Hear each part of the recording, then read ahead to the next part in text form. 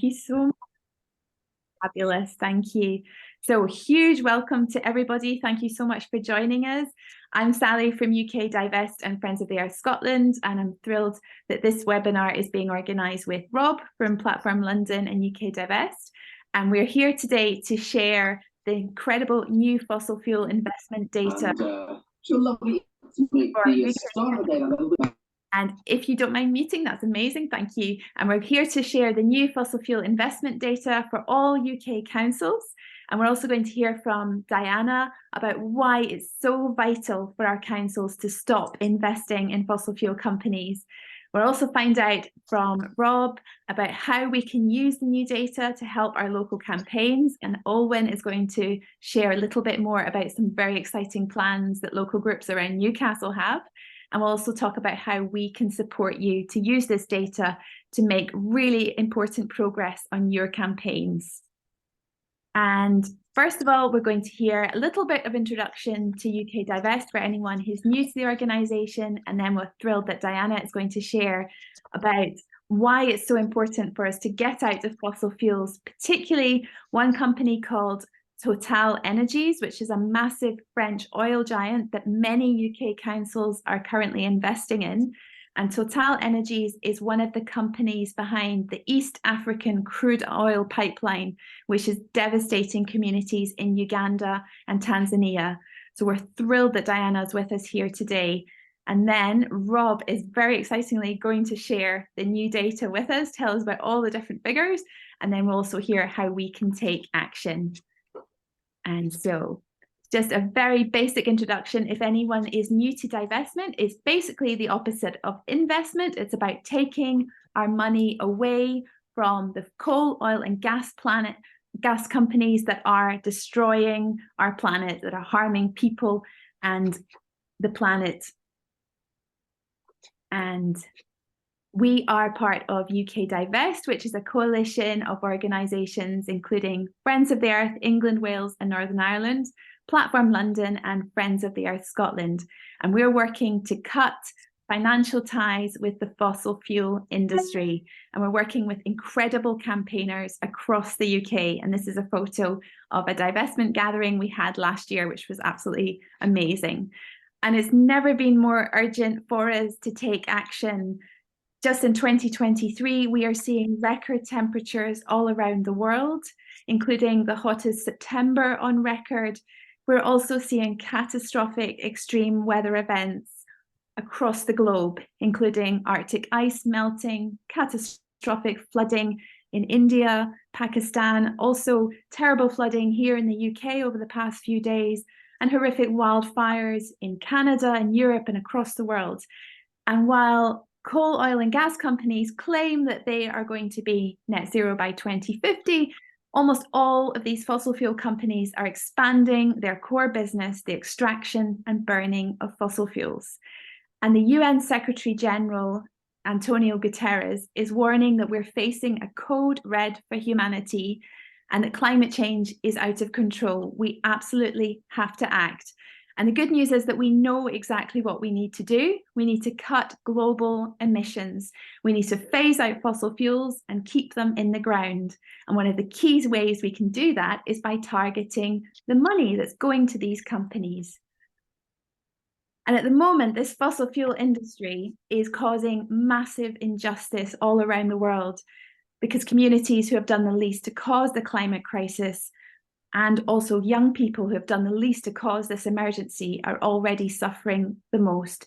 And we want a fossil-free future that young people and everyone can grow up in with clean air and water. And a key way we can take action here in the UK is by calling on our local councils to stop investing in these fossil fuel companies that are wrecking the planet. And these council pension funds are part of the local government pension scheme. Now, in the UK, pensions account for about 40% of all wealth, and they're worth around £7.1 trillion. So it's a huge amount of money.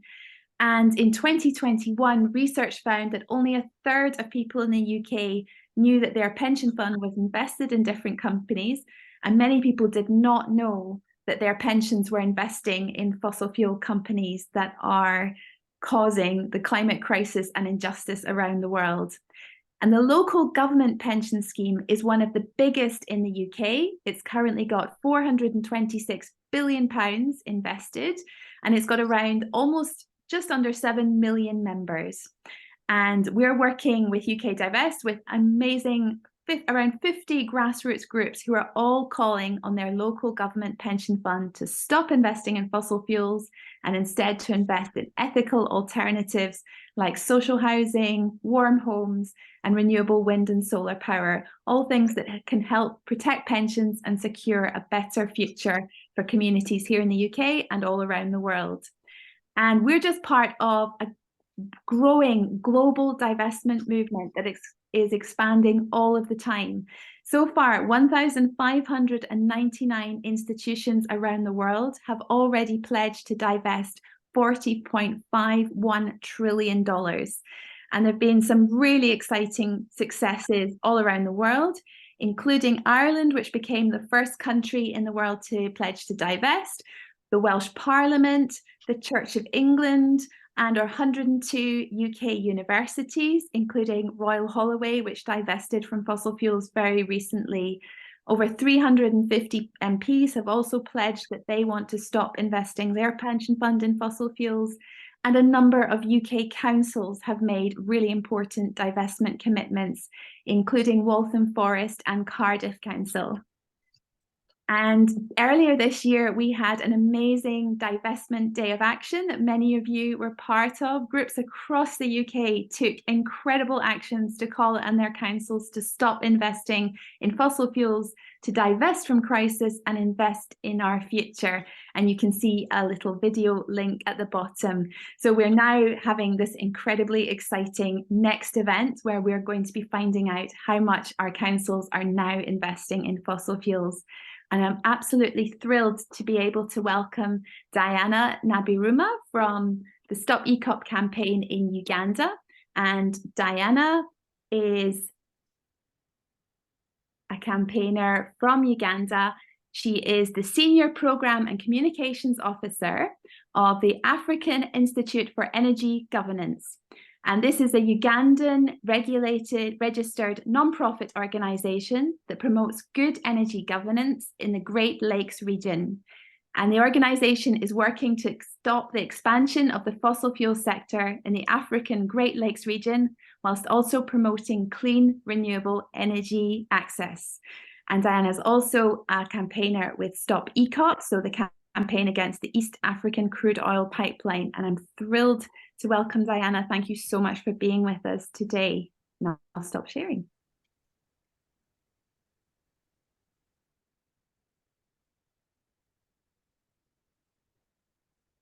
Okay, thank you, Sally, for the great introduction. And once again, hi, everyone. Thank you for turning out in such huge numbers today to listen to us. As I've been introduced, I'm Diana, and I work for a Ugandan organization that has been in existence since about 2009. Traditionally, the organization, which is called AFIEGO in short, because Africa Institute for Energy Governance is such a mouthful, so we often just say AFIEGO. So traditionally, what AFIEGO used to do was to support oil-affected people to protect their rights.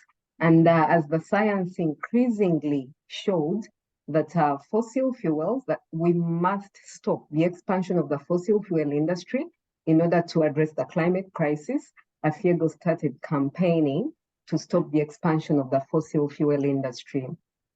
And in particular, AFIEGO is one of the founding members of the Stop EACOP campaign, a campaign that has over 260 organizations across the world working to stop the East African crude oil pipeline. Today, I am going to share with you about the EACOP project and the impacts it has had on communities, as well as the potential impact the project could have on biodiversity and the climate, with the hope that you will take this information away and you will be inspired to ensure that you work with your councils or campaign that your councils stop investing in the fossil fuel sector at large and Total Energies in particular. So what is the EACOP? In order to understand the story of the EACOP, you need to give me a minute.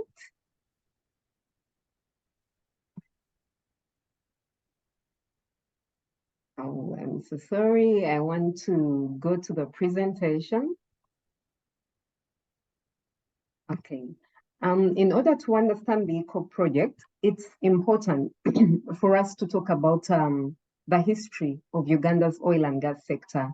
So in 2006, Uganda and the companies that were operating in Uganda at that time were Total, Tullow Oil from the UK, among others, discovered commercial deposits of oil. And the deposits were made in the Albertine Graben. If you look at the map of Uganda, on the left, you'll see a lake called Lake Albert. So it's within that area, which is called the Albertine Graben, that the oil was discovered in the country. Currently, the country has over 6 billion reserves of oil, and the Ugandan government, alongside Total Energies, as well as China National Offshore Oil Corporation, took the decision to commercialize Uganda's oil finds. Now, 3 main projects were put in place to ensure that these reserves are commercialized. These include the Tilenga project, which is operated by Total Energies from France, as well as the Kingfisher project, which is operated by CNOOC from China. Under the Tilenga and Kingfisher oil project, Total and CNOOC will extract oil, which will be transported to export markets via the East African Crude Oil Pipeline, or EACOP. So the EACOP is owned by Total, which owns 62% of the pipeline, CNOOC, which owns 8% of the pipeline, as well as the Ugandan and Tanzanian governments, which own 15% shares of the pipeline. The pipeline has been very catastrophic and could continue being extremely catastrophic if nothing is done to stop its development and to stop any further investments in oil and gas. Because if investments are going on in the UK, in Norway and elsewhere, Uganda will continue to argue that the country is poor and therefore they must be allowed to develop the EACOP and to extract oil under the Tilenga and Kingfisher oil projects. So the EACOP itself is supposed to be a 1,443 kilometer pipeline. It hasn't been constructed yet. And if it is constructed at peak production, it's expected to transport 216,000 barrels of crude oil per day. Now, the Tilenga and Kingfisher oil fields are expected to result in the production of about 230 barrels of crude oil per day, meaning that the majority of the oil produced in Uganda will be transported from the country via the EACOP to export markets. The pipeline has already had a number of negative impacts, and I decided to talk about this in terms of the social impacts, the environmental impacts, and the climate impacts. Now, in relation to the social impacts, we have the pre-compensation impacts. These impacts have to do with land, the compulsory land acquisition processes that are ongoing in Uganda and Tanzania to enable development of the pipeline. There are also compensation impacts, so those impacts that we are seeing within the compensation periods, as well as the post-compensation impacts that we've seen and could potentially see as compensation stops or ends. So what are the pre-compensation impacts and how did they come to be? In order to develop the EACOP, Total Energies, which is leading on the compulsory land acquisition for the EACOP, and its other developers needed land because the pipeline must be constructed on land. As a result, land from over 100,000 people is being acquired, not only for the pipeline, but the Tilenga and Kingfisher oil projects that I mentioned. Now, land is a huge factor of production in Uganda. And if anyone or any company displaces people from their land, we tend to see a number of negative impacts in our country because a number of laws in Uganda are abused. Now, Uganda's constitution says that if any company is to acquire land on behalf of the Ugandan government for a project, that company must pay prompt, fair, and adequate compensation to the affected people. We haven't seen this happening with the EACOP. And what we saw happening is that starting in 2018 in some areas and 2019 in other areas, the affected people were stopped from using their land to grow perennial food and cash crops. And they were also stopped from setting up new developments. If your kitchen or toilet collapse, because a number of people in Uganda have pit latrines that are not inside their houses, if those collapsed, then families or households affected by the EACOP were not allowed to set up any new developments or repair their infrastructure. Now, what we saw happening as a result of people being stopped from using their land to grow food and cash crops, I forgot to say that nearly 70% of Ugandans rely on agriculture. Their livelihoods are land-based. And this means that if they are stopped from using their land, then we see that they suffer, first of all, food scarcity or food insecurity. And we saw this happening in the case of the EACOP. We also saw households reporting that they suffered income losses. And as a result, their children dropped out of school. And also gender-based violence increased, because in Uganda, we are told that there's a correlation between poverty and gender-based violence. In households where poverty is experienced, we see more cases of gender-based violence cropping up.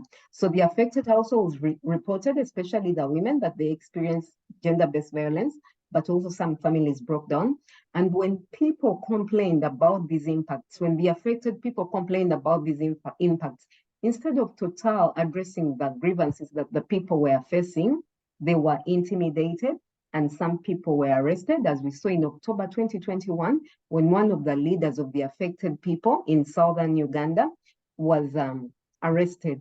I shared this photo with you on the left because it's a kitchen for a household. It collapsed, but because Total had placed land use restrictions on the affected people's property, the household could not set up a new kitchen. And then there were also, we saw during the pre-compensation phase, before the people were compensated, we saw that people's cultural rights were abused. In Uganda, we have very few public cemeteries. The majority of the people, especially in central Uganda, own land, and it is on that land that they set up family burial grounds. Now, the affected people were told that because of the land use restrictions that were placed on their property, they were told that they could not use their land to bury their dead before they got permission from Total. Imagine you lose a loved one, you're grieving, and you own certain land that you traditionally have used to bury your dead, but you cannot use that land before you go to Total and ask for permission. It's very painful, it's very inhuman, but these are the kinds of restrictions that were placed on the affected people. And the people rose up and complained, but unfortunately, nothing changed. Then during the compensation phase, like I indicated earlier, we saw low, delayed, and unfair compensation being paid to the affected people in violation of Article 26 of Uganda's constitution. Even if the people spoke out, in most cases, this compensation wasn't increased. Now, in addition to what I indicated, that when some people spoke out, that they were arrested or they were intimidated, we also saw that for those who are community leaders that were very strong and were saying, no, you will not pay us low and delayed compensation, then what the subcontractors of Total did was to go to other community members who are affected by the EACOP and tell them, you see, you haven't been paid your compensation yet because there is so-and-so who is speaking out and is making it very difficult for us to pay you. If you want to be paid, you need to tell him or her to stop complaining. And then there were issues around refusing to pay a certain uplift that's provided for in the law for the third year, yet the affected people had suffered delays in compensation. So in a nutshell, we saw a huge violation of land laws during the compensation and the pre-compensation phase. And then after the compensation, so at the moment, over 90% of the affected people have been paid, but because the compensation they received was delayed, meaning that it became lower in value because it suffered inflationary pressures, and because the people were already paid, the compensation was already inadequate, Afiego has done research that we are going to publish in November, and this research shows that a big number or a certain percentage of the people who were affected by the pipeline were only able to replace smaller land sizes than that which they had before the eco project, and that this land that they actually got is less fertile. Less fertile land in Uganda is less expensive, so that is what they could afford. As a result, the people say that they have suffered reduced crop productivity, and with reduced production in crops, they say that they've suffered reduced incomes, and that they also have low access to social services. One thing that we found interesting during this research is that Total and the other eco project developers often like to tell people in West, such as in the West, such as in the UK, that the pipeline is being developed in order to develop Ugandans.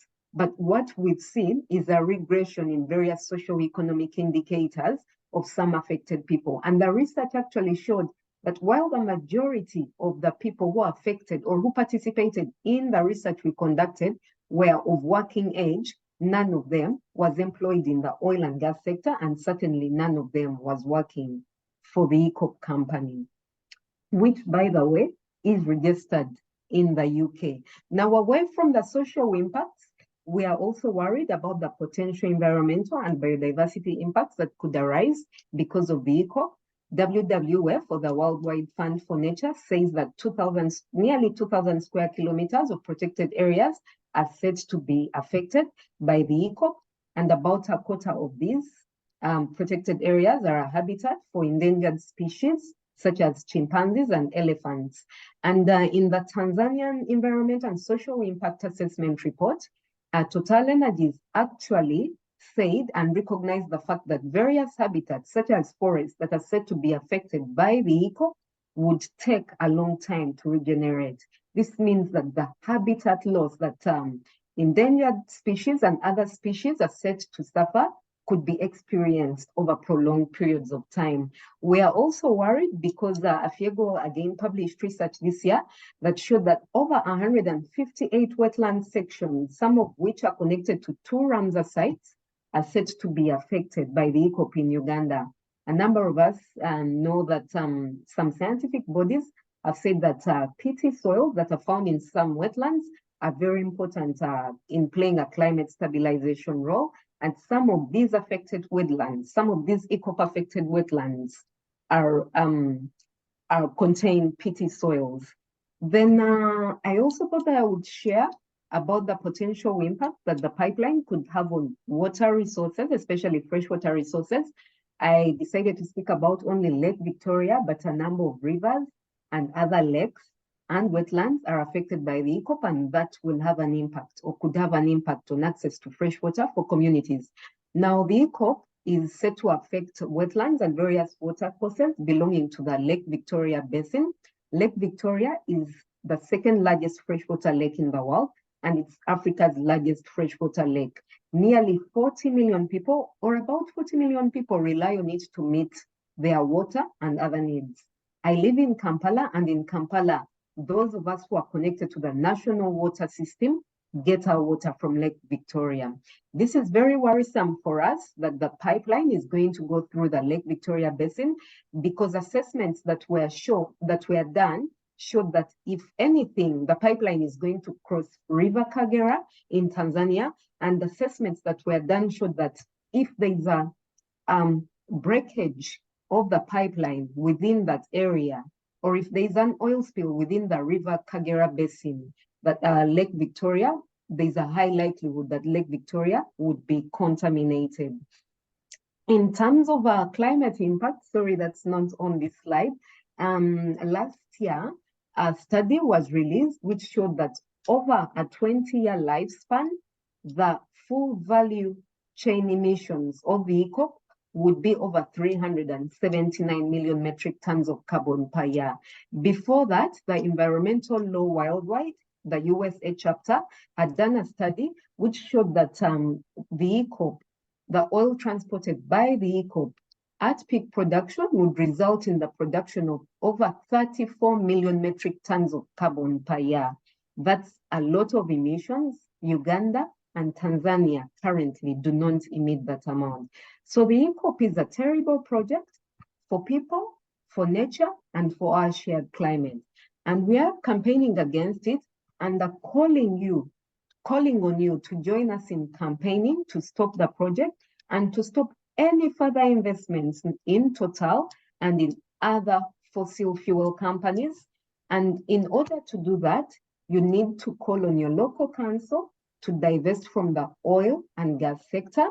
We are also inviting you to participate in actions needed to create pressure on financial institutions. This is banks and insurance companies, to stop them from investing in the fossil fuel sector and in the EACOP. For those who are young, we are requesting that you do not work for the oil and gas sector, but instead you take your talents to the renewable energy sector. And then finally, I request that you speak to your government representatives, for instance, your members of parliament, to condemn the EACOP very publicly and to call on the Ugandan government to improve the civic space in the country. This is because it's very difficult for us to campaign against the EACOP in Uganda. No, it's not only community members that are arrested when they do, civil society organizations are as well. For instance, in October 2021, AFIEGO staff were arrested 2 times, and we had suffered several arrests before then. To date, we continue to suffer intimidation amidst other types of repression because of the work that we do. In this presentation, I've shared some video links with you so that if you're interested, you can go and view EACOP-affected people sharing how the project has affected them. Thank you very much, and apologies if I spoke for more than my allotted time, Sally. Thank you. Over to you.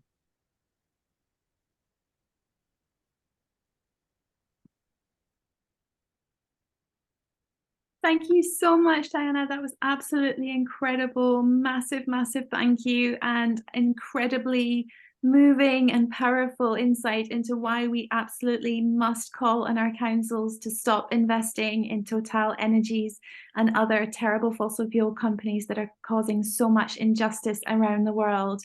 And to find out now how much UK councils are currently investing in fossil fuels, I'm thrilled to welcome Rob, who has spent a year researching this information. He has done the most incredible job. He's done so much amazing work. Rob, we're so grateful to you for everything you've been doing. Over to you. Thank you so much.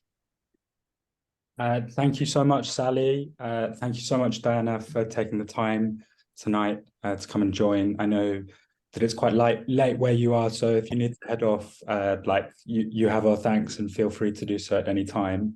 I think given that you've thanked me, Sally, I know from looking through the participants list that we have some of the people that also did some of the back-breaking research of FOIs and some of the data analysis. To those people, you know who you are, so thank you, thank you, thank you. I have just shared in the chat, and I will again, the thing that you've all been waiting for, which is the tool to actually find out how much your pension is investing in fossil fuels. Sally, I'm going to ask you to start sharing the screen of that so that I can show you a little bit of the way around the website and how you might use it. But before we go into it, thank you, Sally, that's great. So mapping the pensions pipeline.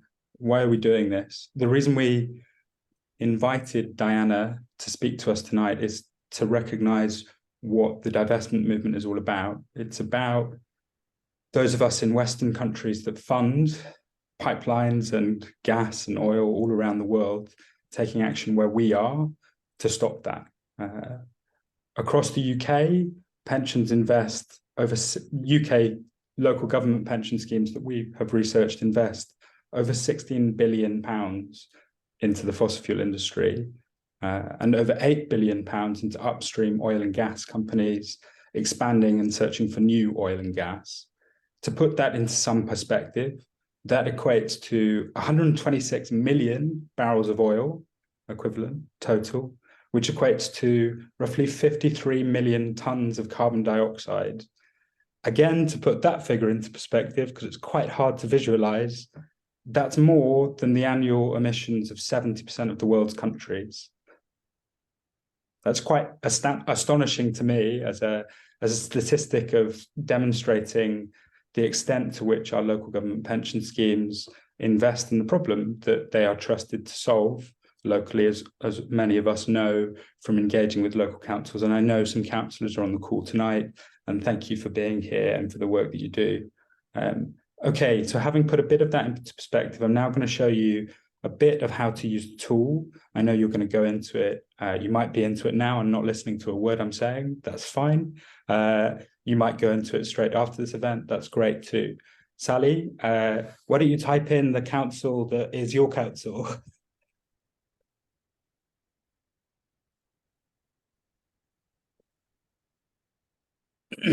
Yes, sorry, you have to type in your council, not the name of your pension fund, and it will come up with Strathclyde for Glasgow. Okay, so this is what happens when you click on it. You get into this. You'll see a summary at the top that just tells you the summary amount of how much your pension fund invests in fossil fuels. As you can see there, it also shows you what proportion that is, how that compares to other pension funds in your area or across the UK. I'm just going to explain for you a little bit, but I'm not going to get into it in too much detail because it's not super interesting. But why you'll see this number here that says amount screened. The process that we took for this research was undertaking backbreaking, as I say, and thank you again to those on the call that were involved, FOIs and internal research to gather as much data as possible about every pension fund as part of the LGPS, their holdings. Unfortunately, some of those pension funds didn't give us loads of information, and we weren't able to find loads of information about their holdings online. What we've done with this research is analyze the data that we have available to us and screened that for fossil fuel investments. We've done that by using a financial service API called Refinitiv to screen all fossil fuel holdings and track those out and pull them out into the data set for you. If you scroll down a little bit more, by the way, all of this, I'm going to be available to come to any of your group meetings to explain the data, how you might be able to use it and stuff like that. And we'll be available to answer questions on email. So if there's stuff that you don't understand, don't worry about it. I'll try and help. So you're going to scroll down and see a bit of information about what type of investment these assets are in, which of these assets are most invested in fossil fuels, if you're a councillor on a pension fund committee or you're more engaged with the inside track part of the campaign. This will be really helpful to you because you'll be able to see, okay, well, it's just a couple of the funds that your fund invests in that are exposed, and this is the amount. You can then see some information about who manages those fossil fuel assets. In some cases, because the data provided wasn't good, we're not able to state that. If you keep scrolling down, please, Sally. It then provides you with a list of the unconventional sources of fossil fuel that your pension fund is invested in. So Strathclyde invests in fracking, extra heavy oil. It invests in coal-bed methane. I'm just seeing some of the questions in the chat. If you type in the name of your council, Neil, that should be fine. Remember, in Cumbria, you'll be part of Westmoreland now, not Cumbria. So hopefully that should help. If it doesn't, I'll message you directly once I've stop speaking. What this also gives you, if you scroll up a bit, Sally, is a list of the reputational risk projects that your pension is invested in.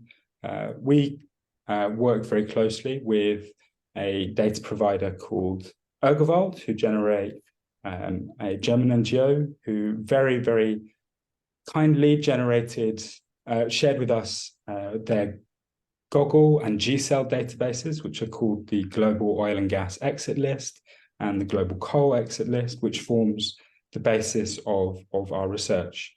Sorry, I'm seeing the messages in the chat. I'll get to them when I can. I'm not going to ask you to click on these now, Sally, but when you click out to those, you will be able to read information compiled by Goggle, by GCEL, and by Urgewald about those projects, so that you can start to understand a bit of the context of what we're doing here. And if you scroll down lastly, Sally, to the map, you can see where in the world your pension funds fossil fuel extraction. This is not live yet in terms of the functionality to click through onto the reputational risk projects directly on the map. You'll appreciate we were in a bit of a rush to get the website ready today. But in future, be able to demonstrate, I think, the global scope of the profile of your pensions fossil fuel investments, and understand, remind ourselves of the global impact that these local investments have. I'm going to ask you to stop sharing now. You should all be able to research this after this call. I'm conscious of time and not wanting to keep you forever tonight. So please feel free to come back and have a look at the website whenever. I will circulate it afterwards. And hopefully there's lots that we can do with this data in the coming weeks, hopefully days. I will also be putting information on there that is direct about the millions of barrels of oil that your pension fund specifically invests in, and the carbon dioxide emissions of that. I think that's useful because I think it enables us to engage with councillors based on their climate emergency declarations, their climate action plans, and demonstrate how much how high a proportion of exposure to carbon dioxide emissions are in their pension funds, which are currently not covered by the vast majority of those climate action plans. In almost all cases, I'd be shocked if your local government pension scheme doesn't have a higher emissions profile from its pension fund than the cumulative emissions profile of everything else the council does, which is useful to know. I'm going to very briefly just note two things in terms of the findings. We have a bit of a mixed picture, which is good for us and annoying for some of you, which is that we are winning. We're winning in lots of places, and that's great. We're disinvesting fast in many places across the UK. Note that I'm saying disinvesting, not divesting. We've got lots of places now that are investing very minimal amounts in the fossil fuel industry. We really need them to go the whole hog and fully divest. So please do encourage them to do so. But the last time that we did this data, there was only one fund that invested less than 1% of its pensions in fossil fuels. Now, 20% of local government pension schemes invest less than 1% of their fund in fossil fuels. So we're really seeing some dramatic change there. Unfortunately, for some funds, we're also seeing some massive consolidation. So over 50% of these assets in fossil fuels are unfortunately held by just 10% of our funds. I'm seeing some of the faces from campaigners in those areas. I'm really sorry. You're doing really amazing work. Please keep going. It's really vital. It's a reflection more of the outsized valuation of some of those funds than anything else, because we just have some massive funds, so therefore they invest quite big amounts. Please keep going and take heart from the progress that some of our campaigns around the UK have seen. I think what I'm going to do is just, in the interest of time, I might pause it there because I imagine there might be some questions that I can come back to in the chat. Annie, thank you so much for, Annie is on the call tonight and has been doing some amazing hustle to get some press coverage today. I know if you're in Scotland, I think there was a newspaper that had this on the front page this morning, which is great. I'm not in Scotland, so I missed that. But we have had loads of good press coverage. Quick search from myself just before this call revealed that this was an item coming up for local news in over 200 places. So that's great. And we had some good national stories as well, and hope to receive more pickup in the coming days. I will pause it there and go to, I think it's Olwyn next, isn't it? Thank you so much, Rob. That was absolutely incredible.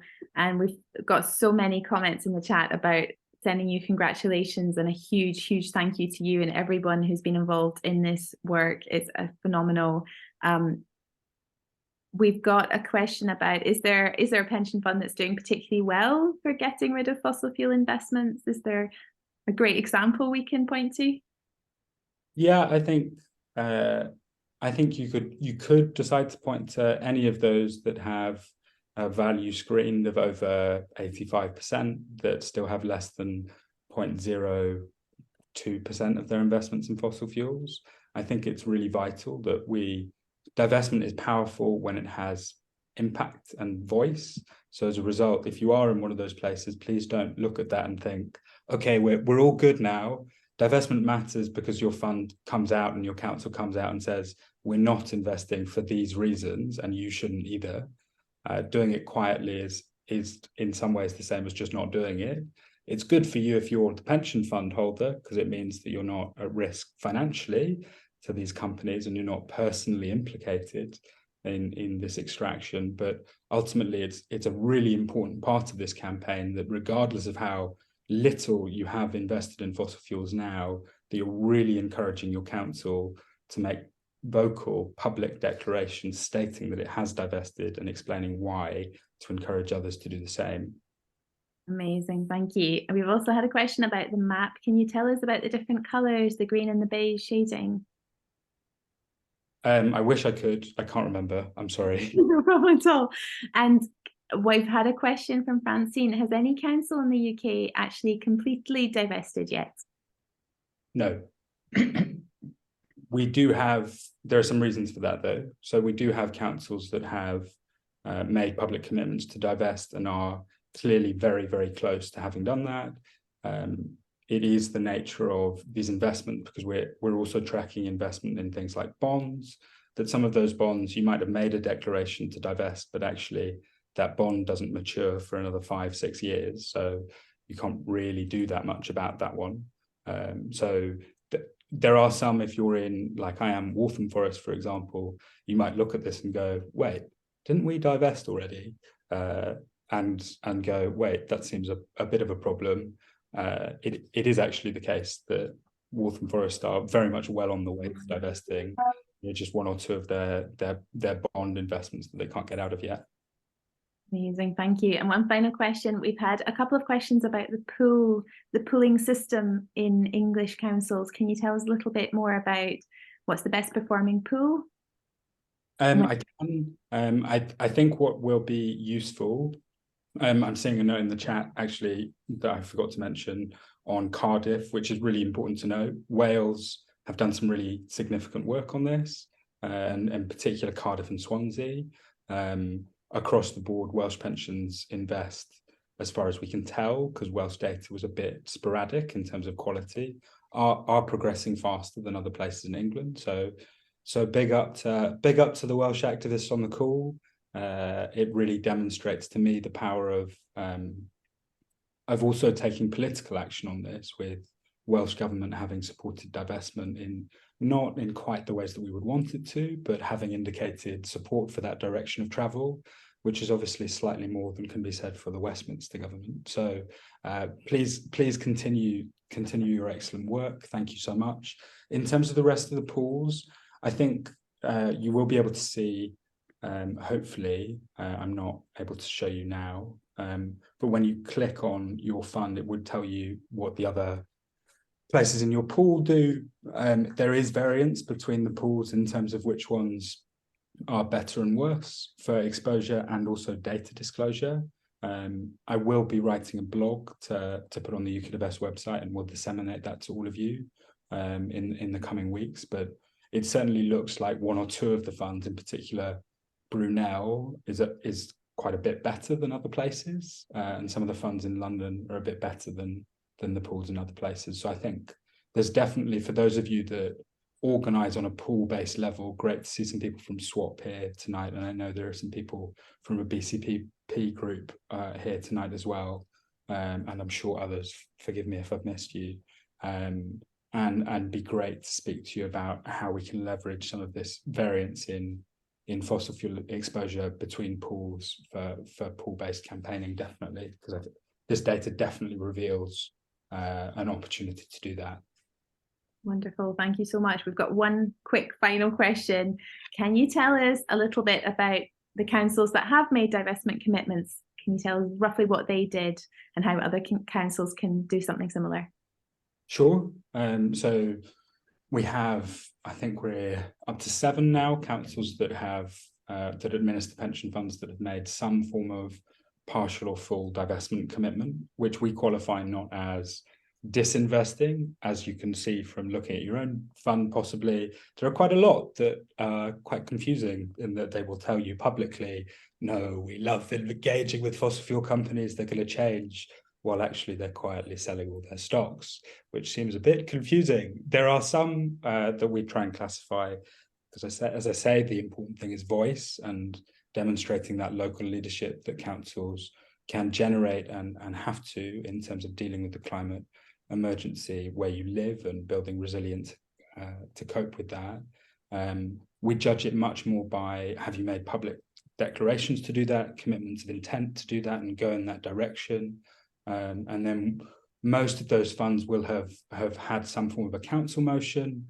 We're up to 60 councils across the UK that have endorsed fossil fuel divestment and encouraged their fund to enact that, with varying success rates so far. But it's a really important part of that process. There's no pension fund that's divested without that being part of the process, or committed to divest without that being part of the process. And then they just agree to essentially change. Quite often they'll either tell their fund manager, you need to sell these stocks and wait out fossil fuel companies, or they will say, if the fund manager says we can't do that, they'll get a new one. Or they'll make a new fund, which is one of the benefits that the pooling process has generated, is for funds to pool together and say, we want you to, as I know happened in London and happened with BCPP earlier 2 years ago now, to say, well, we want you to set up a fund that excludes fossil fuels for us to all invest in. And we're going to need to see more of the same to get that 16 down to 0 as quickly as possible. Amazing. We've had a final question coming in from Julian and Jill. Really great question. Can you tell us a tiny bit about the alternatives that councils can invest in for a greener future? I can a little bit, but I'm not going to speak too much to that right now. I think part of the reason why this campaign exists is to say, like, it's great that you're doing all this good stuff, councils, but you're fundamentally shooting yourselves in the foot by investing in this bad stuff too. So there are great examples of pension funds. I mean, you could just Google LGPS green investment and you'll see lots of examples of pension funds across the UK pooling together to, in particular, invest in infrastructure projects at the moment, which is great. I think one of the things that you need to be really careful of, and we can help you with this at UK Divest, is when somebody says, well, we're going to divest by investing in this green fund, I can tell you now from having done the research that lots of those green funds have fossil fuels in them. So be really careful when you're engaging with that stuff. And if you're in any doubt, please come to us and come to the Fossil Free Network, because this problem persists all across the UK. But certainly there is so much great stuff that you can invest in. It's worth noting out as a accident of the numbers that the pledged levelling up fund that government wants LGPS to invest in is supposed to be worth exactly the same amount that's invested in fossil fuels currently, which, while I'm less optimistic about that levelling up fund having any of that impact, I think generates a useful point for us to say, well, it doesn't need to invest in these things that extract violently across the world and have terrible long-term financial forecasts. We can actually invest in things that make our lives better, whether that's housing, whether that's infrastructure projects, whether that's wind. It doesn't really matter. There's just lots that can be done that's better than this. Wonderful. Thank you so much, Rob. And Francine has asked a great question about how can we put some pressure on the pension fund managers who are often opposed to divesting from fossil fuels. And one of the key ways we can do that is by contacting our councillors. And we've got a very exciting new action tool where you can find out who your local councillors are and you can contact them directly. And it's absolutely vital that as many people as possible get in touch with their councils and tell them this is a massive issue, it's incredibly urgent, and we need them to take action now. And it's the councillors that can engage with these pension funds. They can pass divestment motions, they can talk to their colleagues on the pension fund committees who get to make the final decision and say this is absolutely vital for the planet that we take action now and get out of fossil fuels. And I'm thrilled that we're here, that we can welcome Olwen from Divest Tyne and Wear, who's going to tell us a little bit more about some of the plans that your local group has for taking action with this incredible new data. Thank you so much, Olwen. Well, I'll keep it really tight because we're hearing so much interesting things and there's so many brilliant questions as well. And I also know from all the planning from this, how many other brilliant initiatives are around the country. But I think just a huge thank you really for the vast amount of work that's led to this moment, because my personal feeling is that, you know, information is power, and this information is going to strengthen the initiatives we already had underway so much. And so we're really grateful to have reached this point. And just a couple of examples really. Through the prep and the working together, it has helped us to understand the tool more. I've learned it more this evening as well. And I think by making sure we can all draw on this wonderful wealth of information as much as possible, it will help us all so much. So because of that, it meant that we were able to have coverage this morning when we woke up because of the embargoed things. And that in turn meant that we could feed that out to other groups that care about this. And this is going to help us all work together so much more closely, I think, and make us much more effective in achieving our goals, because it's given us this valuable new insight and information. So we've already had reactions from them since they got the email from us this morning. And so I think it's going to give great momentum to things that were moving, but it'll make them move much more quickly. So really grateful for that. A couple of quick examples of that. One of the priorities that we're already working on was lack of transparency of the Tyne and Wear Pension Fund. And we had a vigil already planned for the 10th of November. Well, you can't get a bigger lack of transparency than never having known the facts that thanks to all this hard work we now have. And the insights of realizing that 20% have moved to less than 1% of investment gives us a tremendous new argument to be able to use against our own fund. And the other one about the amount of investment that's going into expanding production will help us to tackle the engagement diversionary argument that tends to be given to you by your pension fund. So it'll help us with our transparency campaign. But the other crucial one is the pressure on the local councils that's already been mentioned. I'm sure lots of the other groups find the same thing, that the councils don't make the connection between their own declarations of climate emergency and their own commitments to pledges to do certain good things by 2030, and the fact that their pension fund money, which comes from us, the local taxpayers, is going to be invested in vast amounts of fossil fuel investment until 2050. And I think these findings will help us do make the councils can't try and have these dual mentality, that they're working hard on the one and the other isn't to do with them, even though it's council money that's going into the pension fund. And I think it'll help galvanise the things that we're trying to do to get them to recognise their responsibility to influence their own pension fund. So it'll help us tremendously with that as well. Third and last thing I'll mention is it only really occurred over the last few days. I think it'll also help us in our efforts to educate the media people that we need to help us spread this word out and to ask tough questions of the pension funds. The person who did brilliant coverage this morning, the Climate Post, terrific piece that was out there at 8 o'clock, or is already talking about doing a series of pieces. He was so amazed at all the information that we were able to pass on, thanks to the work that Rob and everybody's done. And so that means he will learn more and he will help us by putting those tough questions to the pension fund, rather than it just being our campaign group. There's many other things I could say, but I'll just say thank you for it all. Thank you. Wonderful. Thank you so much, Olwen. So we're about out of time now, but a massive, massive thank you to our incredible speakers tonight. Huge thanks to Diana, to Rob, and to Olwen, and another enormous thank you to Rob and everyone in your team and platform for all the incredible work you've been doing over the past year, the amazing research. It's absolutely phenomenal. And if you'd like to get in touch with us at UK Divest, here's our website, and our email is ukdivest@gmail.com. And I'll just post again, here is the link for contacting your counsellors and asking them to stop investing in fossil fuels. A huge thank you to all of you for joining tonight. It's been absolutely wonderful to see you, and a massive thank you for all your incredible work with your local campaigns. And we're really excited to be planning the next step with you. So let's get our pension funds out of fossil fuels, and we'll invest in a fossil-free future and invest in a greener future that will benefit people and the planet. Huge thank you to you all, and lovely to see you tonight. Hopefully you have a wonderful rest of your evening. Thank you.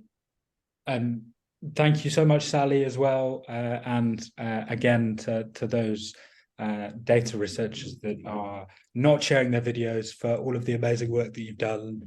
Thank you so much. And again to Annie for press work, and to Rihanna, who's not here tonight, but has obviously, I know many of you will have been in contact with Rihanna over the years, and is such a vital part of the success of this movement. So yeah, thank you. I'm going to stop the recording now.